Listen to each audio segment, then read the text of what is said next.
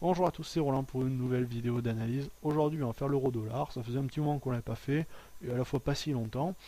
On l'a refait parce il y a eu quelques événements particuliers. On a eu une semaine plutôt haussière, même plutôt très haussière, haussière en progression si j'ose dire. C'est-à-dire qu'on est parti d'un lundi euh, en doji, on a fait une bougie un petit peu plus importante, puis une plus importante encore, et puis une autre encore plus importante. Donc accélération continue tout au long de la semaine et pour finir sur vendredi une bougie plutôt rouge, pas exceptionnelle, bon c'était peut-être une fin de semaine, puis bon surtout on est arrivé sur de la droite de tendance un petit peu là, hein. On va tracer ça, bon on n'y est pas tout à fait, euh, le tracé est un petit peu tendancieux là, hein. On n'a pas les sommets ne s'alignent pas parfaitement.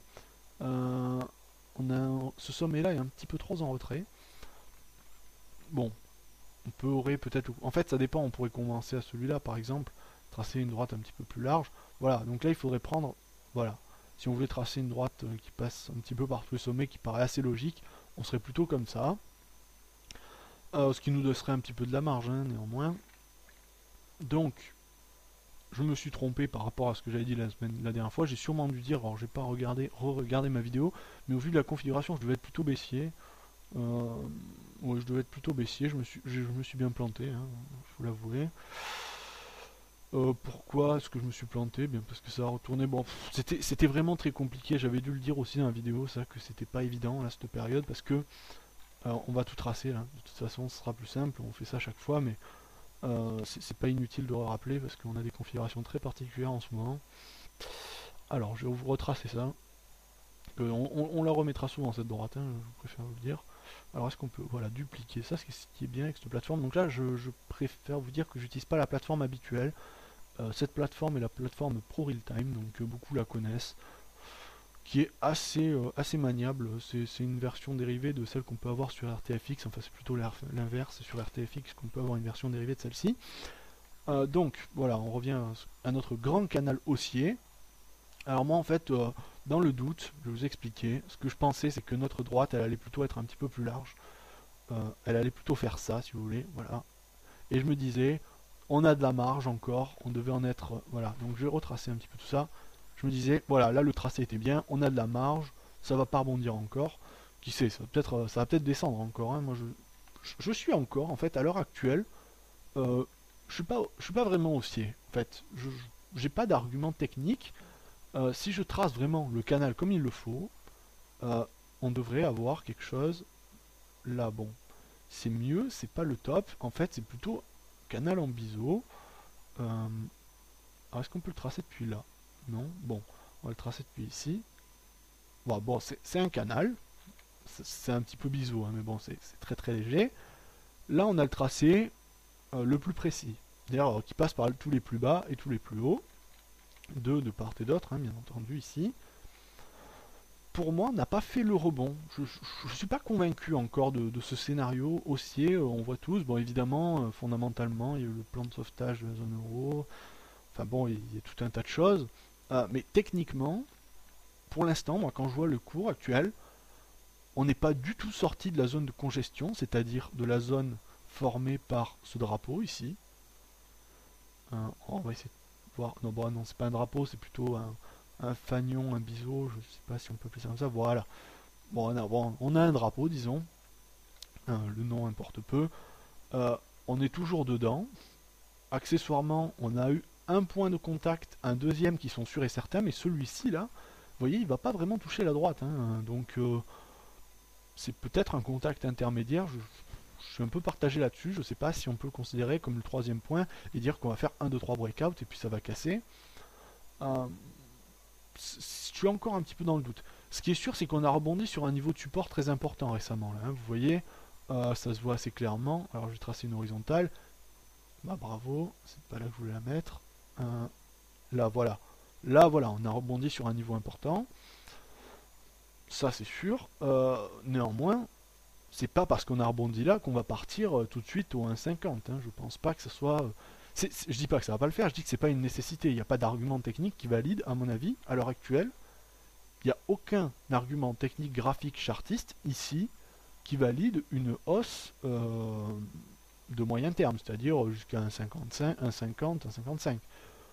jusque globalement plutôt un retour vers le haut du canal. Là, même pas vers le retour du plus haut, on a rien qui nous indique ça. On peut encore potentiellement avoir un retour vers le support, ce qui me paraîtrait d'ailleurs assez logique. Pour l'instant, je suis plutôt neutre, je dirais. C'est dans le doute, on n'a pas vraiment d'argument. Alors je vais mettre les bandes de Bollinger pour voir un petit peu quand même, parce que là j'ai l'impression que je manque d'informations. Alors, oula, sur cette plateforme, effectivement, elles ont une drôle de couleur. Alors, est-ce qu'on peut... je sais pas si on peut... Oula, oui, donc c'est pas exceptionnel. Ah, voilà, on peut enlever le remplissage. C'est une plateforme que j'utilisais il y a un petit moment, mais alors je l'utilise plus depuis un petit moment non plus. Oula, là, là, là, là, ça va pas ça. Bon, tant pis, on va pas faire la fine bouche, on les voit, les bandes de Bollinger. J'espère que vous les voyez sur la vidéo aussi. Donc, on va quand même tracer un petit peu plus épais dans le doute quand même. Ah oui, je sais, sur cette plateforme, il faut tout modifier à chaque fois. Voilà. Donc voilà, bon, vous voyez les bandes, là, il y a des sections blanches, là, je pense que c'est quand c'est haussier. C'est anodin, c'est pas très grave. Nos bandes nous indiquent pas grand chose. On a traversé la M20, hein, soit dit en passant tout de même. On l'a cassé en force, il faut l'avouer. Enfin, en force, on l'a bien cassé, disons. On pourrait aller chercher, à mon avis, c'est possible, le band supérieur, mais là, pas d'indication précise, formelle. On est dans une zone qui est vraiment très compliquée à trader sur l'euro-dollar, sur du swing. Vraiment, au fond, peu d'indications, vraiment. Là, on est dans une zone où on est entre deux eaux. C'est-à-dire, est-ce que on a validé... En fait, la question fondamentale qui se pose, c'est est-ce que la droite que j'ai tracée ici de support de long terme, est-ce qu'elle est valide? Est-ce que c'est celle-ci? Ou est-ce que c'est celle-là? Est-ce qu'on passe par le corps et on dit qu'on a rebondi? Vous voyez, la deuxième que j'ai tracée qui vient toucher? Dans ce cas-là, si on prenait ça, bien oui, là, rebond sur la droite de support du canal de long terme, logiquement, on va chercher le plus haut derrière. Mais là, j'ai une sorte d'imperfection de tracé sur une canal aussi long terme, là. Vous voyez, là, le point, là, il n'est pas très précis. Moi, ça me plaît pas trop, ça. J'ai l'impression qu'on anticipe, qu'on se dit ça va rebondir là, et à partir de là, on se dit que c'est bon, alors que ça pourrait revenir pour aller chercher finalement celle que j'avais tracée juste avant. Et je ne serais pas étonné que ça fasse ça. Vous voyez ce que je veux dire? C'est-à-dire que là, on rebondit, ça part, et puis c'est bon, on va prendre à l'achat, on est haussier sur 2 mois, et finalement, ah bien non, ça reste encore sous... en fait, on manque, si on a rebondi sur ce niveau que je viens d'évoquer, il faudrait une confirmation, c'est-à-dire une cassure de ce drapeau-là. Qu'on sorte de ce drapeau pour être sûr, c'est bon, on est reparti dans le canal. Là, on est toujours dans ce drapeau, il continue, hein. Dans la logique, tant qu'il n'est pas cassé, il n'a pas vocation à être cassé. Donc, c'est un canal baissier, tout simplement, comme sur le câble qu'on peut voir, enfin je ne vais pas le mettre ici, mais on est sur un canal baissier, et dans le doute, on rebondit généralement au contact de la résistance, on approche de cette zone de résistance, on y est peut-être, bon, on n'y est pas tout à fait, on y approche, donc dans le doute, moi, je positionnerai rien à ce moment-là.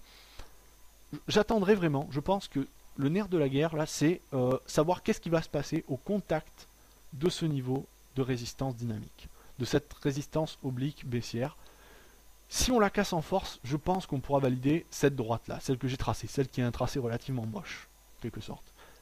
Si on rebondit dessous, clairement, on pourrait avoir un retour une troisième fois dans le canal baissier ici qu'on voit, qui nous amènerait cette fois-ci vraiment vers notre première droite de support, celle que j'avais tracée ici, qu'on peut voir là. Et là, ça serait peut-être plus cohérent, je pense. J'ai du mal à trouver un exemple pour illustrer vraiment ce que je veux dire, je ne sais pas si vous comprenez. C'est-à-dire qu'on est peut-être dans une configuration où on est peut-être un peu pressé de vouloir tracer sa droite un peu trop proche, de truquer un peu la chose pour se dire ça rebondit. C'est-à-dire de vouloir imposer son point de vue au marché, ce qu'il ne faut jamais faire. On trace les droites comme on les a toujours tracées. Moi, je les trace toujours par les plus bas dans mon analyse. Généralement, je pense que ça se vérifie le plus souvent. Soit on fait par les plus bas, les plus hauts, soit on fait par les corps, mais on ne fait pas 50 choses à la fois. Moi, je la trace par les plus bas. Et ici, on n'a pas touché la droite. On n'a pas rebondi sur le support. On a simplement rebondi sur le support baissier, ici, et sur le support horizontal. On a des séances qui sont haussières, une belle semaine. Mais c'est pas spécialement folichon pour autant. C'est pas magnifique, c'est pas une accélération haussière digne d'un véritable rebond. Là, on est encore un petit peu dans l'hésitation, dans la congestion, je pense. Les bandes de Bollinger nous l'indiquent. On est toujours dans une phase plutôt à plat. Dans le doute, pour moi, à l'heure actuelle, on n'a pas touché, et je vais plutôt avoir tendance, même si ça plaira pas forcément à tout le monde, à shorter les résistances plutôt qu'à rentrer long. Bon, bien sûr, sur une cassure, un breakout, là, on peut rentrer à l'achat, mais je suis dans le doute. Vraiment, j'attendrai vraiment cette résistance ici, et peut-être accessoirement de la résistance horizontale aussi. Mais cette résistance oblique, là, que j'ai tracée, pour moi, elle est assez fondamentale à l'heure actuelle, et sa cassure donnerait vraiment un sens à la tendance haussière. Tant qu'on l'a pas cassée, je reste dans la dynamique de la zone de congestion. On est dans une zone de congestion, on short sur le niveau, on short les plus bas, les plus hauts, et on rentre long sur les plus bas, ce qui marche relativement bien dans ce genre de situation. Mais tant qu'on n'en est pas sorti, quand on n'a pas clairement identifié un point de sortie de cette zone de congestion, je pense pas qu'on peut rentrer à l'achat swing sur 3 semaines. Hein. Là, toujours dans le doute, je dirais doute trop fort pour valider une configuration véritablement haussière. Donc, j'attends. Si on rebondit, donc les indications, c'est si on rebondit sous cette résistance oblique, à la baisse, c'est-à-dire dessous, là je dirais on va chercher le support horizontal que j'ai tracé, le premier, c'est-à-dire celui-ci. Si on casse à la hausse, là on sort de la figure. On peut valider le premier tracé, on peut ne pas le valider si on a envie, mais on sort d'une figure chartiste qui est un drapeau, un canal de courte distance, disons. Et là, on repart dans du haussier, je pense, après un pullback très probablement, et ainsi de suite. Mais là, on serait plutôt sur valider un scénario aussi. Mais là, pour moi, il n'y a rien qui est fait encore. Hein. C'est pas parce que voilà, les dirigeants se sont accordés sur un plan qui a un défaut partiel, mais que ça n'a pas été la catastrophe, que tout ça. Je pense que pour l'instant, on est dans le doute, en attente, je dirais. On aurait une séance vendredi qui aurait été bien haussière, qui serait passée au-dessus, là je serais passé vraiment haussier. Là, on approche de la résistance, hein, y a beaucoup de fondamentaux, hein, et pourtant on approche de la résistance et on fait une petite bougie rouge. C'est-à-dire que voilà, il y a quand même une hésitation sur le marché. C'est pas à mon avis à l'heure actuelle les fondamentaux là qui dirigent vraiment sur du swing. Hein. Donc, dans le doute, je dis prudence. Voilà. J'espère que cette vidéo vous aura intéressé, et sur ce, je vous dis à bientôt.